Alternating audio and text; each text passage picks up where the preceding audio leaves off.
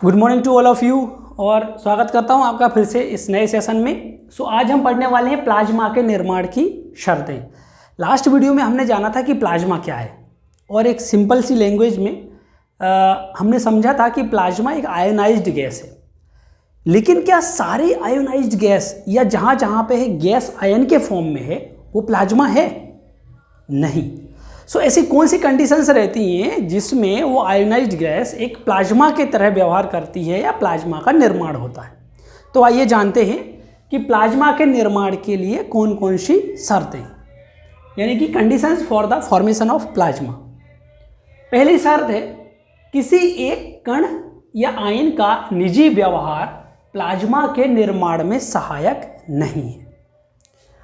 इसके लिए मैं आपको एक एग्जाम्पल देता हूँ। मान लीजिए ये कोई आयन है, तो प्रत्येक आयन का एक क्षेत्र होता है जहाँ तक उसके आवेश का प्रभाव होता है।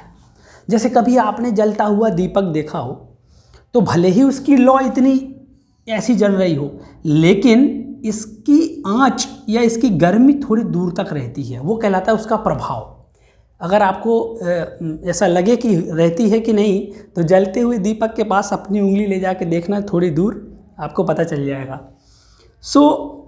हर एक आयन का एक निश्चित क्षेत्र होता है जहाँ तक कि उसके आवेश का प्रभाव होता है। मान लीजिए मैं यहाँ तक मान लेता हूँ कि इस आयन का ये एक प्रभावित क्षेत्र है उसके आवेश का। जितनी दूरी तक ये कवर करता है इसको बोलते हैं डिबाई दूरी।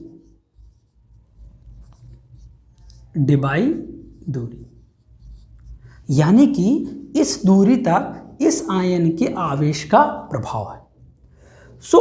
इस क्षेत्र में अगर कोई दूसरा आयन आ जाता है, मान लीजिए इतना ही क्षेत्र है और इस क्षेत्र में कोई नेगेटिव या पॉजिटिव आयन आ जाता है, कोई सा भी दूसरा आयन आ जाता है, तो फिर इस आयन का जो प्रभाव यहाँ तक जा रहा था या इस आयन का जो आवेश इतनी दूरी कवर कर रहा था, अब वो उसका स्वयं का प्रभाव नहीं रहेगा, क्योंकि इन आयनों के आवेश के कारण इनका आवेश एक दूसरे को नष्ट कर देता है और अब जो इनका प्रभाव रहेगा वो सारे आयनों का एक कोलैबोरेट फॉर्म रहेगा। यानी सारे आयन अब जो एक्शन लेंगे वो एक साथ लेंगे। किसी एक आयन का निजी व्यवहार प्लाज्मा के निर्माण में सहायक नहीं है जब तक कि उसके आसपास दूसरे आयन आके अपना भी योगदान ना दें। ये तो हो गई पहली कंडीशन। दूसरी कंडीशन है कि आयनीकृत गैस में कणों का घनत्व पर्याप्त होना चाहिए। अब गैस आयोनाइज्ड गैस है, यानी कि नंबर ऑफ आयंस उसमें बहुत सारे हैं। मान लीजिए ये एक आयन है और ये है इसकी डिबाई दूरी, जितनी दूरी तक ये इसका आवेश प्रभावित हो रहा है।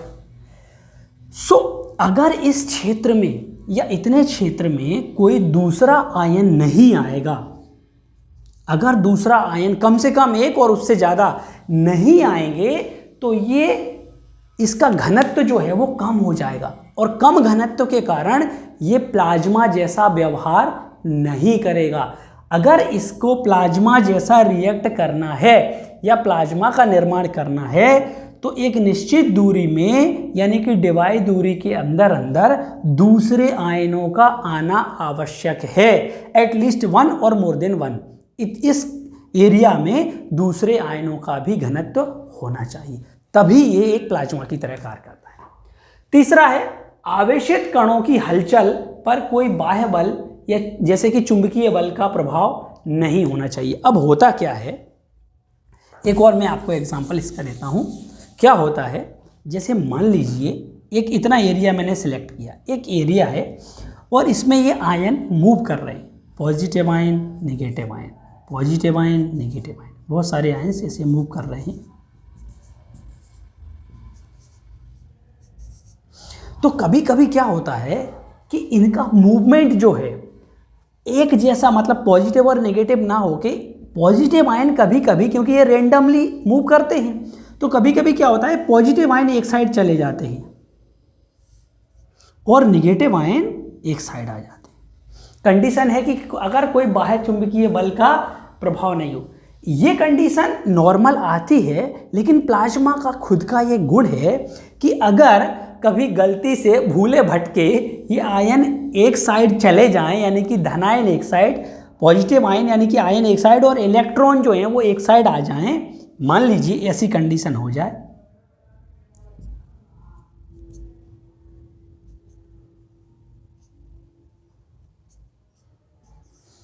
ऐसी कंडीशन, इसमें पॉजिटिव एक साइड आ गया और नेगेटिव एक साइड, ऐसी कंडीशन में प्लाज्मा खुद ब खुद ऐसा मूवमेंट करती है थोड़े समय में कि ये अपने आप पॉजिटिव का मूवमेंट इधर होने लगेगा और नेगेटिव का मूवमेंट उधर होने लगेगा, और थोड़ी देर बाद अपने आप वो स्थिति बन जाएगी जिससे कि पॉजिटिव और नेगेटिव आयन का बैलेंस बन जाए।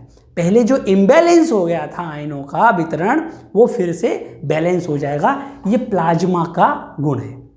तो अगर कोई बाह्य चुंबकीय बल है इस पे, तो फिर ये गुण नहीं रहेगा। क्यों? क्योंकि चुंबकीय बल आने से पॉजिटिव और नेगेटिव आयंस एक एक साइड मूव हो जाते।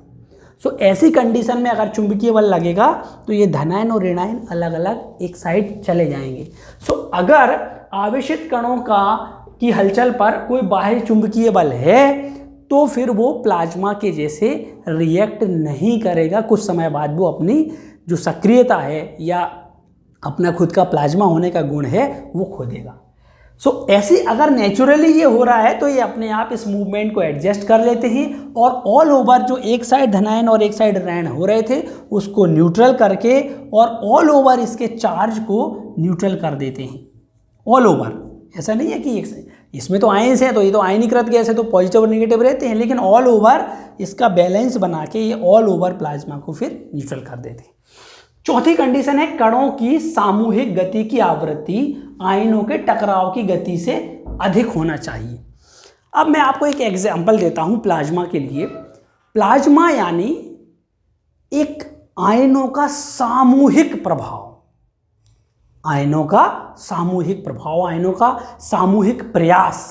मैंने आपको पहले सेंटेंस में यानी इसमें बताया था कि कोई एक कण अपने आवेश के कारण प्लाज्मा का निर्माण नहीं कर सकता, या बहुत सारे कण भी हों तो जब तक वो सामूहिक प्रयास ना करें तब तक वो प्लाज्मा का निर्माण नहीं कर सकते। बिल्कुल वैसे ही जैसे अगर गरबा खेल रहे व्यक्ति हों और एक व्यक्ति अपना प्रयास करता रहे तो उसका कोई मतलब होता नहीं है। जब तक कि सारे खिलाड़ियों का या सारे गरबा खेलने वाले व्यक्तियों का, पार्टिसिपेंट का सामूहिक प्रयास ना हो तब तक वो खेल बेहतर नहीं हो सकता। ऐसे ही अगर एक आयन अपना इफेक्ट देता है या एक आयन अपना प्रयास करता है तो उससे प्लाज्मा का निर्माण नहीं होगा। सो यहाँ मैं आपको इसलिए बता रहा हूँ कि मान लीजिए कोई दो आयन हैं, नेगेटिव और पॉजिटिव, या नेगेटिव और नेगेटिव मान लीजिए।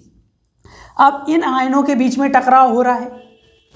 सो गैस में, ऐसे तो गैस में भी जो अणु होते हैं उनके बीच में भी इंटरेक्शन होता है, बट इनमें जो इंटरेक्शन होता है इनकी एक आवृत्ति होती है कि कितना इंटरेक्शन इनमें हो रहा है आपस में, कितनी बार ये टकरा रहे हैं।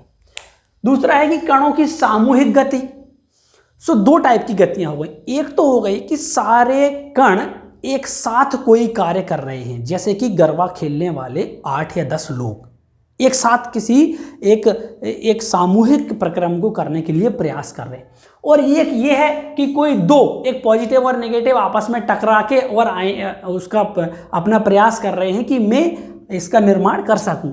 सो वैसी कंडीशन में अगर इनकी पर्सनल दो कणों की टकराव या पर्सनल आयनों का टकराव अगर ज़्यादा हुआ तो प्लाज्मा का निर्माण नहीं होगा। क्यों? क्योंकि कणों के टकराव की जो आवृत्ति है वो अधिक होने से कोई फर्क नहीं पड़ता जब तक कि सामूहिक यानी कि ऑल ओवर सारे कणों की सामूहिक गति प्रयास में ना हो। सो ऑल ओवर सारे कण अगर एक साथ प्रयास कर रहे हैं तो ही वो प्लाज्मा का निर्माण कर पाएंगे। दो कणों के टकराने से प्लाज्मा के निर्माण पर कोई प्रभाव नहीं पड़ता। सो ये तो थी वो 4 कंडीशंस।